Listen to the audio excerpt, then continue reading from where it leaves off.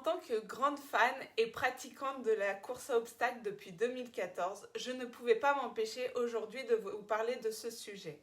La course à obstacles est un sport très complet, alliant la course à pied en milieu naturel, le trail, à un parcours d'obstacles plus ou moins technique. Le but est de finir la course le plus vite possible en passant l'ensemble des obstacles. Il est possible de pratiquer ce sport en compétition ou en amateur. Et il se pratique un peu partout dans le monde et tend à se développer avec l'ambition d'intégrer une fédération. Aujourd'hui, il existe des championnats nationaux, européens, mondiaux, organisés soit par des associations, soit par des firmes privées de la discipline.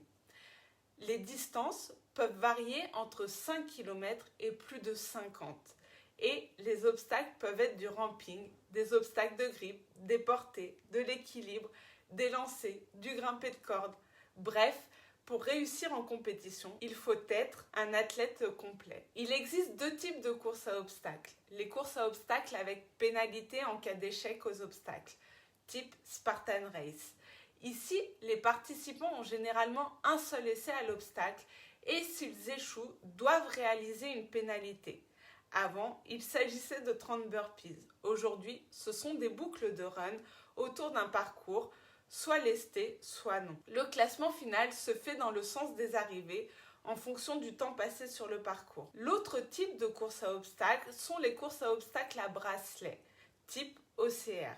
Dans ce cas, les participants partent avec plusieurs bracelets et perdent un bracelet en cas d'échec à un obstacle. Le classement se fait en fonction du nombre de bracelets perdus pendant la course. Ces parcours sont souvent des obstacles beaucoup plus techniques que l'autre type de course à obstacles où l'endurance et la course à pied ont un rôle primordial. Aujourd'hui, il n'existe pas d'entraînement type pour les coureurs à obstacles car ce sport n'est pas pratiqué en club.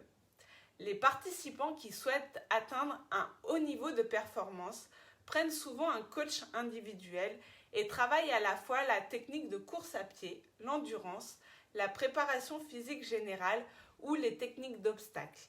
Mais il existe des associations ou des groupes privés qui se regroupent pour s'entraîner ensemble. C'est là toute la beauté de ce sport, l'aspect communautaire. Concernant les filières énergétiques en compétition, nous sommes sur un temps d'effort qui varie en fonction des courses et qui alterne entre 30 minutes pour une 5 km jusqu'à plus de 4 heures pour une 21 km, voire bien plus pour les ultras dont nous avons parlé tout à l'heure avec plus de 50 km.